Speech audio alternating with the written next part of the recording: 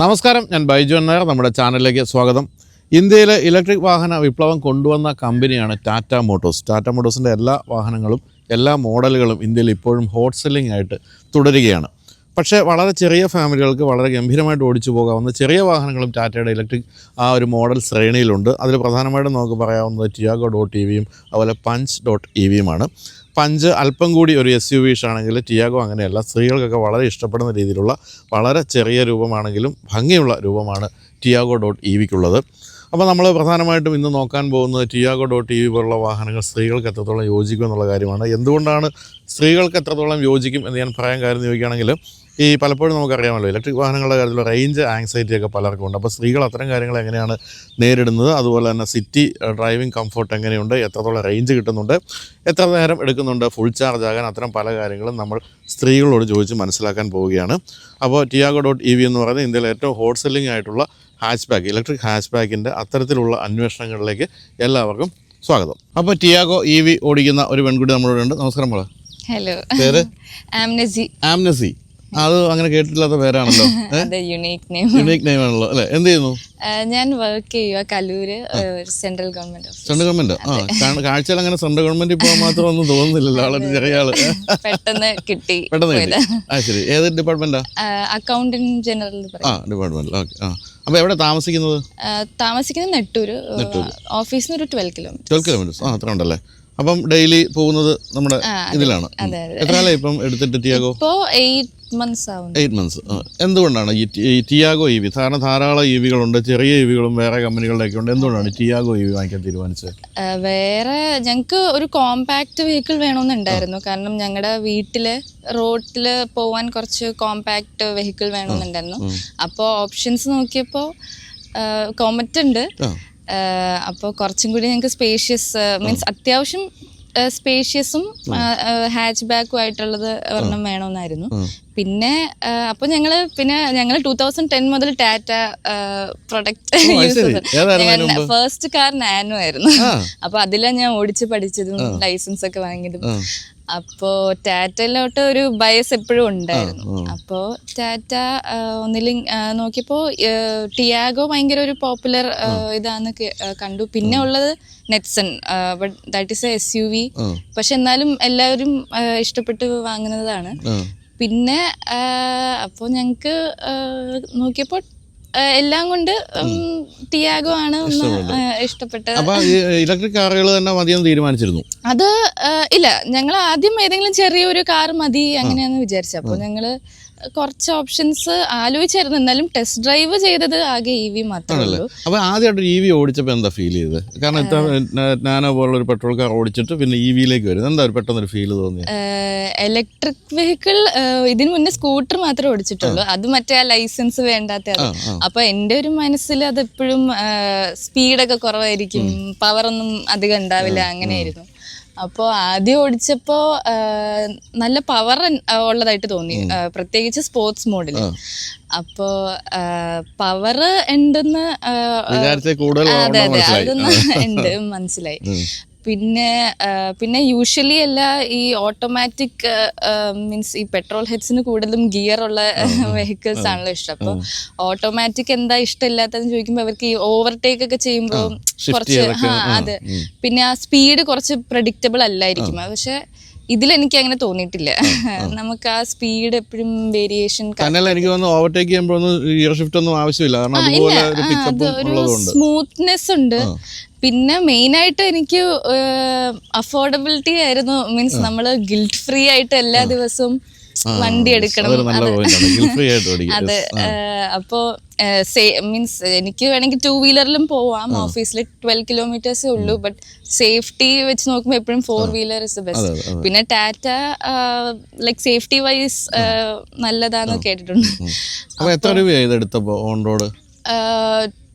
11.5-12 റേഞ്ചായി. അപ്പൊ ഇപ്പം ഈ ഒരു ചെറിയ ദൂരം അല്ല, നമ്മൾ വലിയ ദൂരം ഓടിച്ചോ? ഞാനിപ്പോ മാക്സിമം പോയിട്ടുള്ളത് ട്രിവാൻഡ്രം 220 കിലോമീറ്റേഴ്സ്. അത് അപ്പൊ ഈ സിറ്റി ഓടിക്കുന്നത് ഹൈവേ ഓടിക്കുന്നതുമായിട്ടുള്ള ഫീൽ എങ്ങനെയാണ്, ഡിഫറൻസ്? ഹൈവേ ഓടിക്കാൻ നല്ല സുഖമാണ്. സിറ്റിയിലാണെങ്കിൽ നമ്മൾ സ്പീഡിൽ അങ്ങ് ഓടിക്കും. പിന്നെ റേഞ്ച് കുറച്ചും കൂടി സിറ്റി മറ്റേ നമ്മൾ ഹൈവേയിൽ ഓടിക്കുമ്പോ കിട്ടുന്നുണ്ട്, ഒരു 220 ഒക്കെ 220 കിട്ടുന്നുണ്ട്. ഇവിടെ സിറ്റിയിൽ എത്ര കിട്ടുന്നുണ്ട്? സിറ്റിയില് എനിക്കൊന്നൊരു 183 185 അങ്ങനെയൊക്കെ കിട്ടാറ്. എന്നാലും ഞാൻ ഒരു ദിവസം 25 കിലോമീറ്റേഴ്സ് കവർ ചെയ്യും. അപ്പോൾ ആഴ്ചയിൽ ഒരിക്കൽ ചാർജ് ചെയ്താൽ അപ്പൊ ഇതിന്റെ ഒരു എക്കണോമിക്സ് നോക്കിയിട്ടുണ്ടോ? പ്രത്യേകിച്ച് ഏജൻസി ഓഫീസിലുള്ള ആളായതുകൊണ്ട് എത്ര ഒരു കിലോമീറ്റർ എത്ര രൂപയാവുന്ന ഏകദേശം കണക്കാക്കി?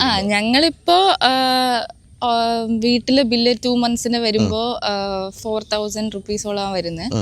അപ്പോൾ അങ്ങനെ നോക്കുമ്പോൾ ഞങ്ങള് ഇത്രയും ഒരു മാസം ഞങ്ങൾ ഇപ്പോൾ 8 months 9000 കിലോമീറ്റർ ഓടിയിട്ട് ഉണ്ട്. അപ്പോൾ 1000 കിലോമീറ്റർ അങ്ങനെ നമ്മൾ കാൽക്കുലേറ്റ് ചെയ്തപ്പോൾ ഒരു 1.something rupees. അതെ, അതാ ഞാൻ പറഞ്ഞ ഗിൽറ്റ് ഫ്രീ ദിവസം 25 രൂപയ്ക്കൊക്കെ ഓടിക്കൊണ്ടിരിക്കുകയാണ്. അതെ.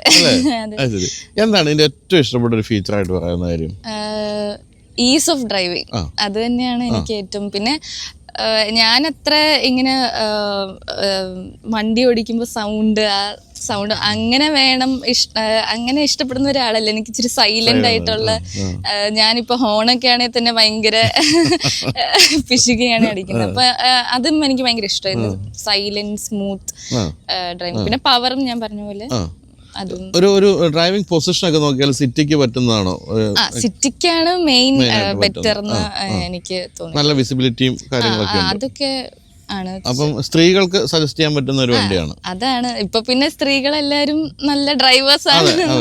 അപ്പോ പിന്നെ ബിഗിനേഴ്സിന് ഏറ്റവും നല്ല വണ്ടി ആണ് ഇത്. അപ്പൊ നമ്മൾ ഈ ഒരു എക്കണോമിക്സ് നോക്കുകയാണെങ്കിൽ ഈ നാനോ ഒക്കെ ഓടിച്ചിരുന്നതിനേക്കാളൊക്കെ എത്രയോ അല്ലെ ലാഭകരമായിട്ടാണ്. ആ ഒരു വാക്ക് എനിക്ക് ഭയങ്കരമായിട്ട് ഇഷ്ടപ്പെട്ടു. നമുക്ക് ഈ പറഞ്ഞ ഒരു കുറ്റബോധം ഇല്ലാതെ ഓടിച്ചോണ്ട് പോകാനുള്ള ഒരു വാക്കല്ലേ.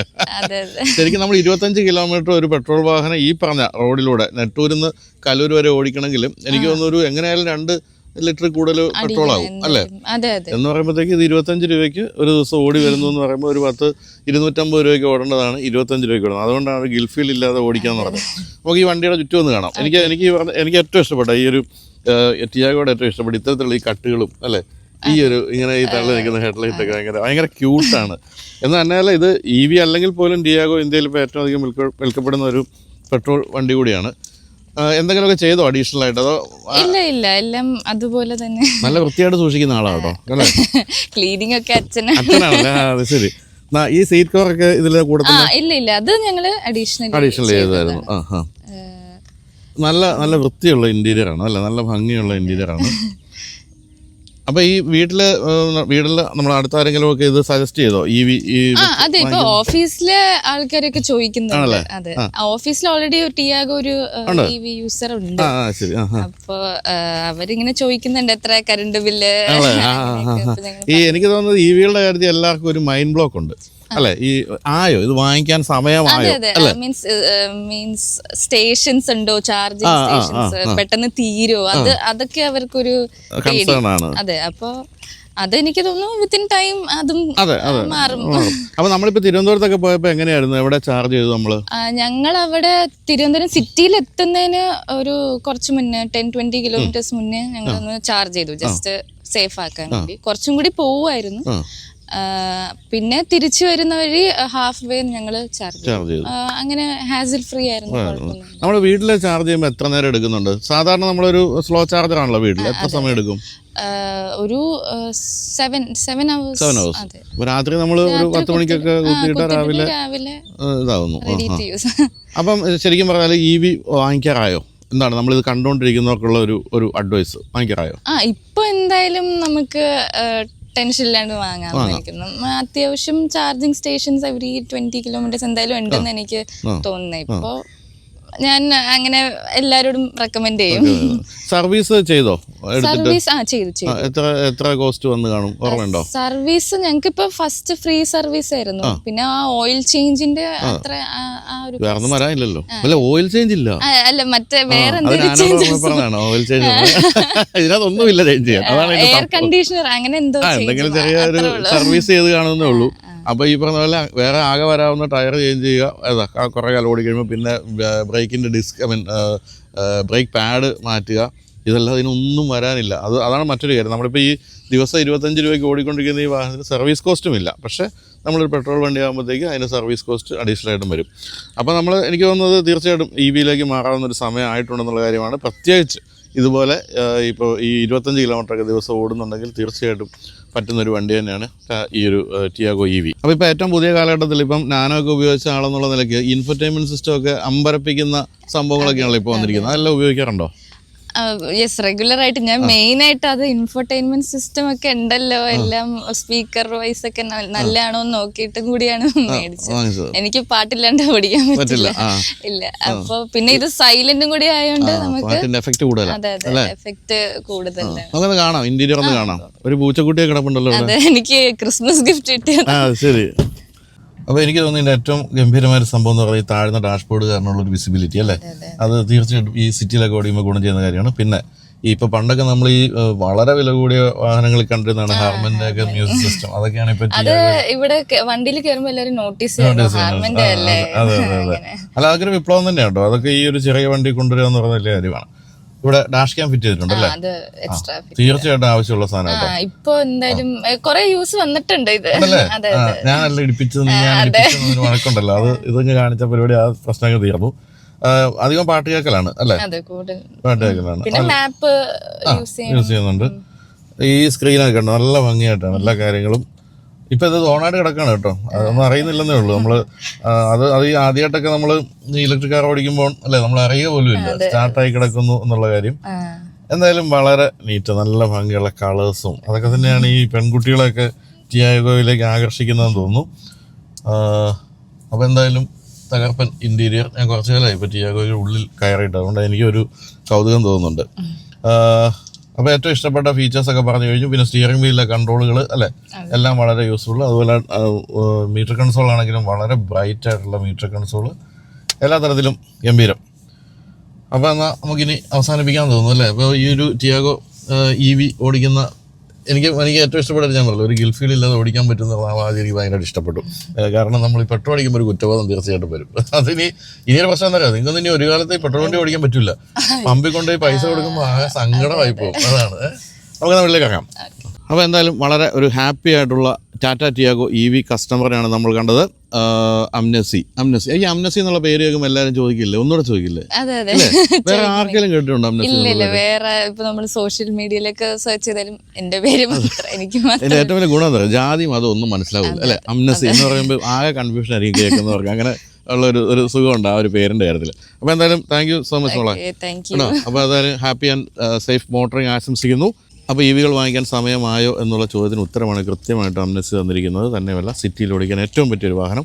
കൂടാതെ ഇവർ തിരുവനന്തപുരം വരെയൊക്കെ ഡ്രൈവ് ചെയ്യുകയും ചെയ്തു. എല്ലാ തരത്തിലും ഇഷ്ടപ്പെട്ട വാഹനമാണ് ടാറ്റ ടിയാഗോ EV.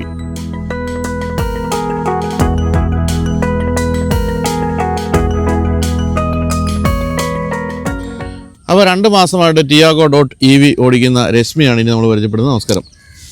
എന്താ ചെയ്യുന്നത് രശ്മി? ഞാൻ ഡ്രഗ്സ് കൺട്രോൾ ഡിപ്പാർട്ട്മെന്റിൽ അനലിസ്റ്റ് ആയിട്ട് വർക്ക് ചെയ്യുന്നു. ഇവിടെ കൊച്ചിയിൽ? അതെ, കാക്കനാട്. കൊച്ചിക്കാരി തന്നെയാണോ? അല്ല, തിരുവനന്തപുരമാണ് ഞങ്ങളുടെ ഹോം ടൗൺ. ശരി. അപ്പോൾ എത്ര കാലമായി ഇപ്പോൾ ടിയാഗോ വാങ്ങിച്ചിട്ട്? 2 മാസം അല്ലേ? എങ്ങനെയുണ്ട് മൊത്തത്തിൽ ഒരു ഒറ്റ വാചകത്തിൽ ടിയാഗോ ഈ .ev വിശേഷിപ്പിക്കുകയാണെങ്കിൽ എങ്ങനെയായിരിക്കും? എനിക്കിഷ്ടപ്പെട്ടു. ബിക്കോസ് ഇത് സ്മൂത്താണ്, റൈഡെല്ലാം ഭയങ്കര കംഫർട്ടബിൾ ആണ്. പിന്നെ സ്റ്റിയറിംഗ് ആണെങ്കിലും നമുക്ക് ഭയങ്കര ഫ്ലെക്സിബിൾ ആണ്. പിന്നെ എടുത്ത് വരാനാണെങ്കിലും പിന്നെ ചെറിയ ഗട്ടേഴ്സ് ഒന്നും നമ്മൾ അറിയുന്നില്ല. ആണല്ലേ? അപ്പോൾ ഇത് ദിവസവും ഓഫീസിൽ ഓടിച്ചു പോകുന്ന ഈ വണ്ടിയില്ല, ഇത് തന്നെയാണോ? അതെ. എവിടെയാണ് താമസിക്കുന്നത്? ഞാൻ ഇവിടെ ഇന്ദിരാനഗർ, കടവന്ത്രയിൽ. അപ്പോൾ കടവന്ത്രയിൽ നിന്ന് കാക്കനാടേക്കുള്ള യാത്രയാണ്. ശരിക്കും പറഞ്ഞാൽ ദൂരം കുറവാണെങ്കിൽ ഏറ്റവും കൂടുതൽ സമയം എടുക്കുന്ന ഒരു യാത്രയാണ് അല്ലേ? അങ്ങനെ സെക്കൻഡ് ഫേസ് കൺസ്ട്രക്ഷൻ നടക്കുകയാണല്ലോ മെട്രോയുടെ, അതുകൊണ്ട് കുറച്ച് ടൈം എടുക്കും. അപ്പം ടൈം എടുത്ത് പോകുമ്പോൾ എത്ര ഒരു ഇത് കിട്ടുന്നുണ്ട്, റേഞ്ച് നോക്കിയിട്ടുണ്ടോ? എനിക്ക് once in 4-5 days ചാർജ് ചെയ്താൽ മതി. അതും ഞാൻ വീട്ടിലേ ചെയ്തിട്ടുള്ളൂ. സ്ലോ ചാർജിങ് ആണ്. മാക്സിമം കാണിച്ച ഒരു 6 hours അത് എഴുതി വന്നിട്ടുണ്ട്. 6 hours ഫുൾ ചാർജ് ആവുന്നുണ്ട്. ഇത് ശരിക്കും മിഡ് റേഞ്ച് ആണ്. 250 കിലോമീറ്റർ റേഞ്ച് പറയുന്ന കമ്പനി പറയുന്ന ഇതാണ്. അപ്പോൾ എത്ര കിട്ടുന്നുണ്ടെന്ന് നോക്കിയോ? എനിക്കൊരു 180 ഇടുന്നുണ്ട്. 180 ഈ ദൂരം ഓടുന്നുള്ളെങ്കിൽ ഈ പറഞ്ഞ പോലെ 5 ദിവസം കൂടുമ്പോഴത്തേക്ക് ചാർജ് ചെയ്താൽ മതിയല്ലോ. അപ്പോൾ ഇതിനു മുമ്പ് തീർച്ചയായിട്ടും ഓടിച്ചിരുന്ന ഒരു പെട്രോൾ വണ്ടി ആയിരിക്കണമല്ലോ. അതിൽ നിന്ന് ഇതിലേക്ക് വന്നപ്പോൾ പെട്ടെന്ന് തോന്നിയൊരു ഒരു മാറ്റം എന്താ ഫീൽ ചെയ്ത്? ഇത് തന്നെയാണ് കംഫർട്ടബിൾ ഡ്രൈവിംഗ് കുറച്ചുകൂടെ നമുക്ക് തോന്നി. പിന്നെ ഈ വണ്ടിയെ സംബന്ധിച്ചിടത്തോളം ഇത് കുറച്ചുകൂടെ സൈസ് ചെറുതാണ്. നമുക്ക് എന്താ പറയണ്ട, ട്രാഫിക്കിലൊക്കെ ആണെങ്കിലും ഒത്തുകുത്തി കയറി പോകും. അപ്പൊ അതും ഒരു വ്യത്യാസമല്ല. കാരണം വെച്ചാൽ പെട്രോൾ വണ്ടിയുടെ ഒരു പിക്കപ്പിനേക്കാളൊക്കെ വളരെ കൂടുതലല്ലേ ഇതിന്റെ. അപ്പൊ സിറ്റിയിൽ ഈ തിരികെ പോകാൻ കുറച്ചുകൂടി എളുപ്പം ഉണ്ടാവുമല്ലോ അല്ലേ? എന്താണ് ഇതിന്റെ ഏറ്റവും ഇഷ്ടപ്പെട്ട ഒരു ഫീച്ചർ? ഇപ്പൊ ഒരു സ്ത്രീ എന്നുള്ള നിലയ്ക്ക് ഏറ്റവും ഇഷ്ടപ്പെട്ട ഒരു ഫീച്ചർ എന്താ? പലപ്പോഴും നമ്മൾ ഈ സ്ത്രീകൾ ഓട്ടിക്കണ കാണുമ്പോഴത്തേക്ക് ഹോൺ അടിച്ച് നമ്മളെ ഒരു കഷ്ടപ്പെടുത്താറുണ്ട് കേട്ടോ. അപ്പൊ അതൊന്ന് സത്യത്തിൽ ഇതിലെ കേസില് ഞങ്ങൾക്ക് സ്പീഡ് കൂട്ടി അങ്ങ് പോയാൽ മതി. അതിപ്പോഴും ഉണ്ടല്ലേ സ്ത്രീകൾ ഓടിക്കുമ്പോൾ? അങ്ങനെയല്ല ഞാൻ പറയുന്നത്. എന്ന് വെച്ച് കഴിഞ്ഞാൽ അവർക്കൊരു എന്താ പറയണ്ട, making us in uncomfortable situation. അല്ല, ഞാൻ ചോദിച്ചു അതിപ്പോഴും ഉണ്ടോ നാട്ടില് അങ്ങനെ? ആണുങ്ങൾക്ക് ആ ഒരു ബുദ്ധിമുട്ട് ഇപ്പോഴും ഉണ്ടോ? ഇന്നലെ ഞാൻ ഡ്രൈവ് ചെയ്തപ്പോഴും ഒരു എന്താ പറയണ്ട, ഒരു വാൻ ഓട്ടിച്ചു വരായിരുന്നു അയാള്, പിക്കപ്പ് വണ്ടി. അയാളിങ്ങനെ ഹോൺ അടിക്കുന്നുണ്ട്. അപ്പൊ ഞാന് സ്ലോ ആക്കണം എന്നായിരിക്കണം ആളുടെ ഉദ്ദേശം. അങ്ങനെയൊക്കെ എനിക്ക് തോന്നി. ഇത് ശരിക്കും സ്ത്രീകൾക്ക് എത്രത്തോളം പറ്റിയ വണ്ടിയാണ്? എന്താണ് എന്റെ അഭിപ്രായം? സ്ത്രീകൾക്ക് എനിക്ക് ഇഷ്ടപ്പെട്ടു. ഇതിനു മുമ്പിരുന്ന എന്റെ വണ്ടിയാണെങ്കിലും അതിനെ വെച്ച് നോക്കുമ്പോൾ ഇതിന്റെ സ്റ്റിയറിംഗ് ഒക്കെ കുറച്ചുകൂടെ നല്ല. അതെനിക്ക് തോന്നുന്നു അത് കുറച്ചുകൂടി ഒരു ലോ ആയിരുന്നു അതിന്റെ സീറ്റിംഗ് പൊസിഷനും. നമ്മൾ നേരത്തെ വണ്ടി അതെന്ന് പറഞ്ഞല്ലോ അല്ലേ? ഇത് കുറച്ചുകൂടി ഹൈറ്റ് ഉള്ള സീറ്റിംഗ് പൊസിഷൻ അല്ലേ? അങ്ങനെ അത് ഹൈറ്റ് അഡ്ജസ്റ്റ് ചെയ്യാം നമുക്ക്. അപ്പോൾ ഇത് എന്താണ് ഇതിന്റെ കാര്യത്തിൽ ഇൻഫർടൈൻമെന്റ് സിസ്റ്റം അടക്കമുള്ള കാര്യങ്ങളിലൊക്കെ കൂടുതൽ കുറച്ചുകൂടി മോഡേൺ ആണല്ലോ. ഇത് എനിക്ക് ഇനിയൊരു ഇതെന്ന് വെച്ച് കഴിഞ്ഞാൽ മഴയത്ത് എങ്ങനെയെന്ന് അറിയില്ല. ഇപ്പൊ എനിക്കൊരു എന്താ പറയണ്ട, സമ്മർ ഷവർ പോലെ ഒരു മാംഗോ ഷവർ കിട്ടിയെന്നുള്ളതല്ലാതെ ഞാൻ ഈ മഴയത്ത് ഓടിക്കുമ്പോഴെങ്ങനെയാണെന്നൊന്നും അറിയണം. ഇല്ല, മഴയത്ത് ഇപ്പം പണ്ട കാലത്തൊക്കെ നമുക്ക് അങ്ങനെ ഒരു പേടി ഉണ്ടായിരുന്നു. ഇലക്ട്രിക് വാഹനങ്ങളൊക്കെ ഓടിക്കുമ്പോൾ മഴയത്ത് എന്താ സംഭവിക്കും. പക്ഷെ ഇപ്പം അങ്ങനെയൊന്നുമില്ല. എല്ലാം അതുപോലെ മഴയത്തായാലൊക്കെ വെള്ളക്കെട്ടിലൊക്കെ ഓടിച്ച് അതിൻ്റെ റേറ്റിംഗ് ഒക്കെ ഉള്ള ബാറ്ററി ഒക്കെയാണ്. അപ്പോൾ അതുകൊണ്ട് അങ്ങനെയൊന്നും പേടിക്കേണ്ട ഒരു കാര്യമില്ല. എത്ര വെള്ളത്തിൽ കൂടെ ഓടിച്ചു പോകാം, ആ പ്രശ്നമൊന്നും ഉണ്ടാകുന്നില്ല. അപ്പോൾ ഇത് എടുത്തിട്ട് പിന്നെ ഇപ്പം നാട് തിരുവനന്തപുരം അല്ലേ? അപ്പോൾ നാട്ടിലൊക്കെ ഓടിച്ചു പോയോ? പോയിട്ടില്ല. ഞങ്ങൾ ഇനി ഈ വിഷുവിനൊന്ന് പ്ലാൻ ചെയ്യുന്നു. ആ സമയം കുറച്ച് അവധിയൊക്കെ വരുന്നു. അന്നായിരിക്കും ഇത് ആദ്യമായി ഫാസ്റ്റ് ചാർജിങ് ചെയ്യാൻ പോകുന്ന വഴിയിൽ അല്ലേ? ശരി. ഇപ്പൊ 6 hours ആണ് എടുക്കുന്നത് പൊതുവെ. അതാണ് കാണിച്ചത്. ഞാൻ 24-ന് താഴോട്ടും പോയിട്ടില്ല. അതിനുശേഷം ചാർജ് ചെയ്യാനിടും. പിന്നെ ശരിക്കും പറഞ്ഞാൽ നമ്മൾ പലപ്പോഴും മറന്നു പോകും. ഈ താഴെ പാർക്കിംഗ് ഏരിയയിലായിരിക്കും വണ്ടി ചാർജ് ചെയ്യാനിട്ട. അന്ന് ഞാൻ 8 hours കഴിഞ്ഞാണ് വന്ന് ഓഫ് ചെയ്തത്. അപ്പോഴൊന്നും ഓട്ടോക്കട്ടോഫായിട്ട് ഇരുന്നു. അത്തരത്തിലുള്ള എല്ലാ സേഫ്റ്റി ഫീച്ചേഴ്സും പുതിയ ഇലക്ട്രിക് വണ്ടികളെല്ലാം ഉണ്ട്. സ്പേസിനെ പറ്റി എന്താ അഭിപ്രായം? ഇന്റീരിയർ സ്പേസ് എൻ്റെ ഇൻലോസ് ഞങ്ങളുടെ കൂടെ ഇപ്പോൾ ഉണ്ട്. അപ്പം ഞങ്ങൾ 5 പേരും കംഫർട്ടബിൾ ആയിട്ട് പോയി. അപ്പം അവിടെ അമ്മയും ആണെങ്കിൽ അമ്മയ്ക്ക് ബാക്ക് പെയിൻ ഒക്കെ ഉള്ളതാണ്. അപ്പം അമ്മയും പറഞ്ഞു മറ്റേ വണ്ടിയിൽ അത്ര പോലും കുലുക്കം ഫീൽ ചെയ്യുന്നില്ല. കുറച്ചുകൂടെ വലിയ വണ്ടിയാണ് കാഴ്ചയിൽ, എന്നിട്ടും അല്ലേ അതെല്ലാം ചെയ്യുന്നുണ്ട്. അങ്ങനെ പറയുന്നു. സ്പീഡൊക്കെ എടുത്ത് നോക്കിയോ? കാര്യമായിട്ട് 82 മാക്സിമം. 82 അതൊക്കെ എടുത്ത് നോക്കിട്ടോ? ശരി, സിറ്റിയിലൊക്കെ ഓടിക്കുന്നെങ്കിൽ അതൊക്കെ നോക്കി. അല്ല, ഞാൻ പോകുന്ന റോഡില് നമുക്ക് എടുക്കാമല്ലോ. അപ്പൊ എന്താണ് ഒരു അഭിപ്രായം ഇപ്പോഴത്തെ ഒരു അവസ്ഥയിൽ? നമുക്ക് ഇലക്ട്രിക് വണ്ടികൾ എടുക്കാൻ സമയമായോ? അതാണ് നെക്സ്റ്റ് ഒരു ഇത്. ഇതിനൊക്കെ ഇനി ഒരു എന്താ പറയണ്ട, സെക്കൻഡ് സെയിലൊന്നും പറഞ്ഞൊരു ഓപ്ഷനേ ഇല്ല. അപ്പോൾ അതിലെത്ര കംഫർട്ടബിൾ ആയിരിക്കുന്നു നമുക്കറിയില്ല. പക്ഷേ എങ്കിലും രശ്മി ഒന്ന് തിരിഞ്ഞൊന്ന് ആലോചിക്കുമ്പോൾ സ്ഥിരമായിട്ട് പെട്രോൾ വണ്ടിയിൽ പോയിരുന്ന കാലത്ത് ദിവസം എത്ര രൂപയ്ക്ക് പെട്രോൾ അടിച്ചിട്ടൊന്ന് ആലോചിച്ചിട്ടുണ്ടോ? ഞാൻ എനിക്ക് അതിന് റേഞ്ച് കുറവാണ്. ഒരു 11-12 ഒക്കെ തന്നെ ഉണ്ടാവുള്ളൂ.